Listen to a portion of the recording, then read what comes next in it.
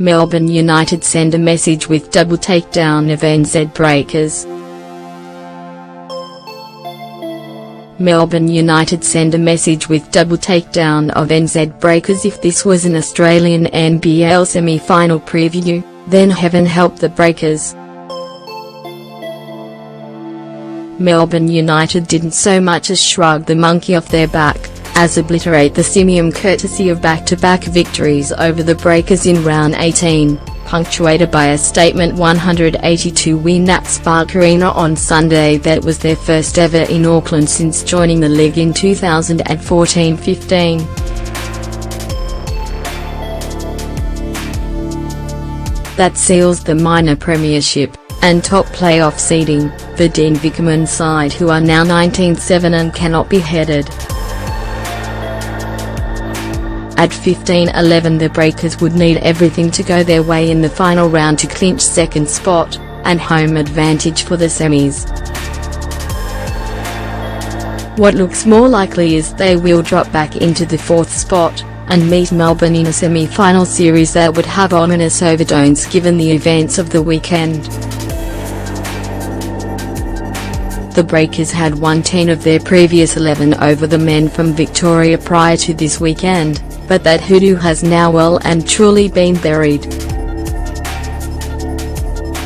The undermanned Breakers had shown plenty in Friday night's 89-83 defeat in Melbourne, leading by 14 early, and by 8 in the final period before hitting the wall over the run home.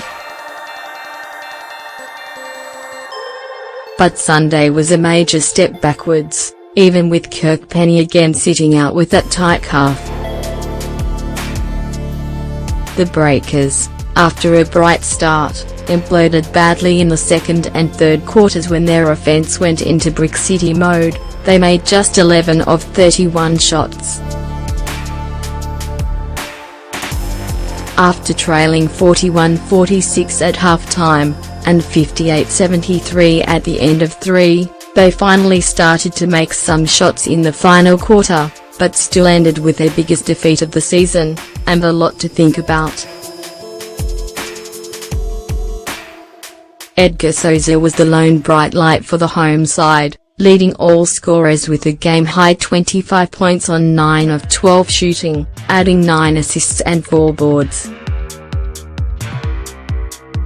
Mika Vukona, in his 350th game for the Breakers, chipped in with 11 points and 6 boards, and 4 turnovers, while DJ Newbill cooled after a hot start to finish with 13 points, and Rakeem Christmas added 13 in 12 minutes off the bench. Tom Abercrombie's outing was one to forget, with the normally reliable contributor making just 2 of 10 shots, and 1 of 8 from the free throw line, for 5 points. Sharpshooter Chris Goulding paced the visitors with 21 points on 8 of 12 shooting and had plenty of support in a game when all 11 Melbourne players got on the sheet. Josh Boone's 19 points and 7 boards and Peter Hooley's cool 13 off the pine were the best of those.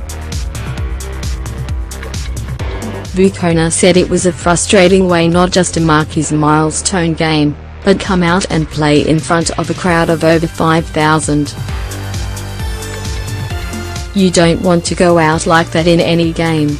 It was a tough one. I thought we started well and obviously things didn't pan out. The boys still played hard right through, just things weren't falling for us.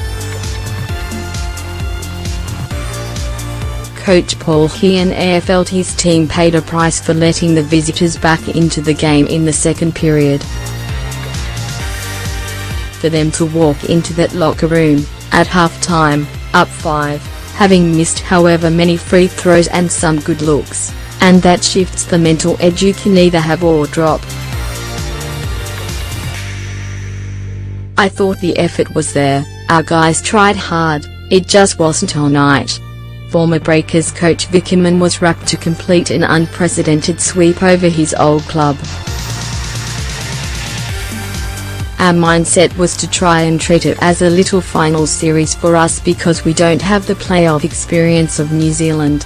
In that third quarter the ball moved well, we made shots and got a good margin. They missed a bunch of free throws in that second quarter, and we thought they looked a little flat and tired, which is what happens when you get on a couple of double road trips. So it was good to get on them in that third quarter.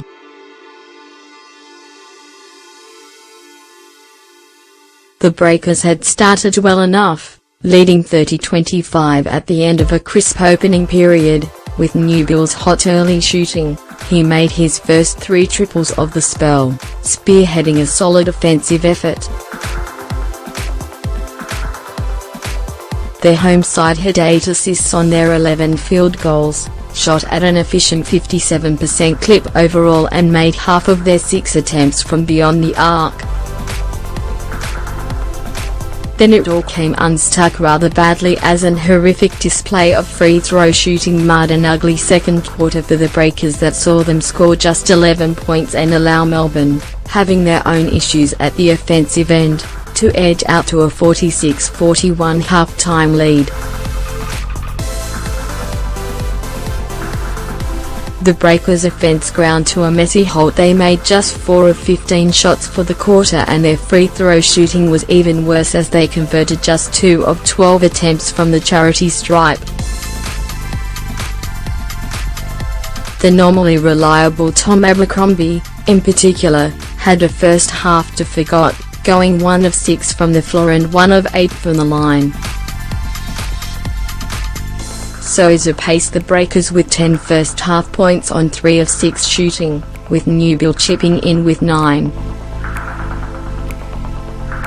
It didn't get any better in the third either, as the Breakers' scoring woes continued and Melbourne slipped away to a double-figure lead that extended to 73-48 at the final break.